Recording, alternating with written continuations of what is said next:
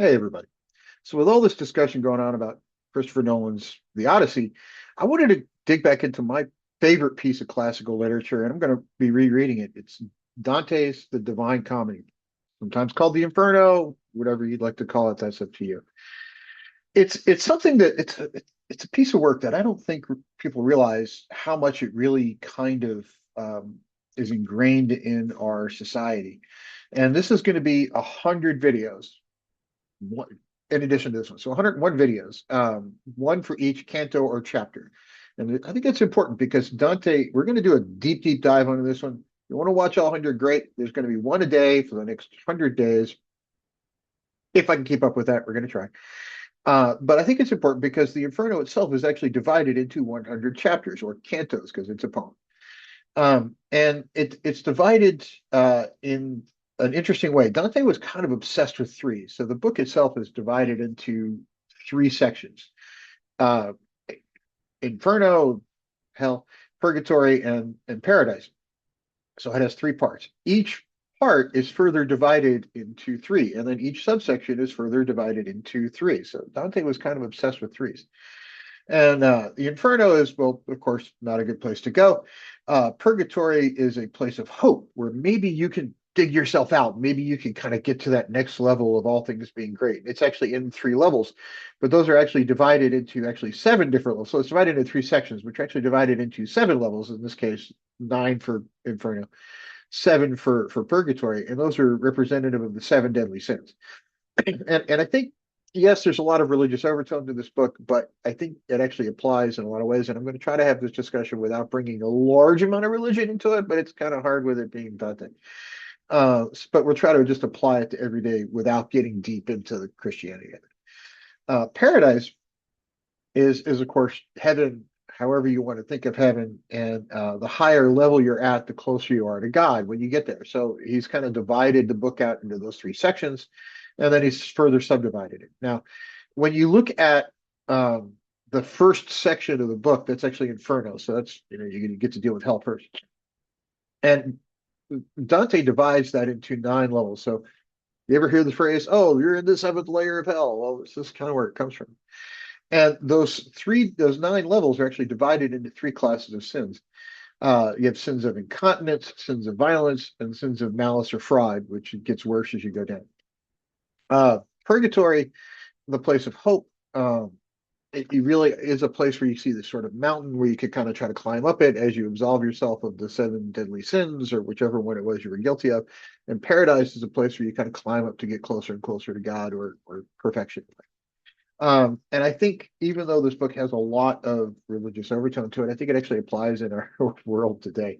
Because I have a feeling that Dante was dealing with stuff back when he wrote this, which is, hundreds and hundreds of years ago, that we still deal with in the world around us today. And Dante himself was actually kind of got crosswise with the government and was actually kicked out of his homeland. But he wrote this book in the 1300s, so it's very, very old by our standards. So we'll try to make it sort of relevant for today. But I think this book, in particular, this epic poem, I know it's a poem. I call it a book because it comes looking like a book when you buy it. Um, it I think this one is something that could be an interesting adaptation to screen, but I'm not sure how you would do it without going crazy religious over that whole thing. But I think it's an interesting one because Dante kind of got in a lot of trouble with the church that he actually spent his life kind of devoted to, and he wrote this book, and I think you'll see some of that come out in it. So I don't want to get into like a 4-hour video about the whole thing, which I could easily do because I read this book a bunch of times and have sort of been obsessed with it since I first got it as a when I was still living with when I was still a kid. By the way, to me, a kid is anybody below the age of 25. Sorry, it's the way it works in my head now.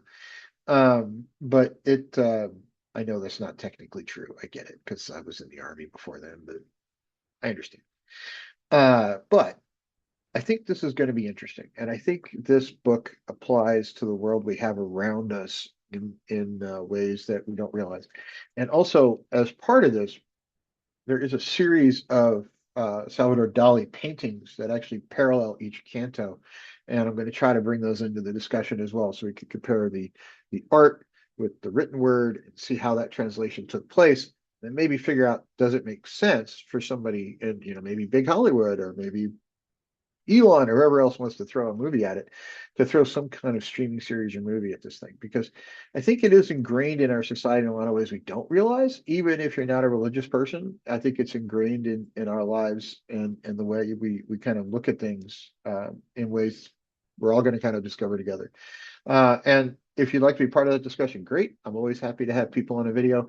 If you don't want to be part of that discussion, you just want to follow along and leave chats and leave comments and whatever, that's great too.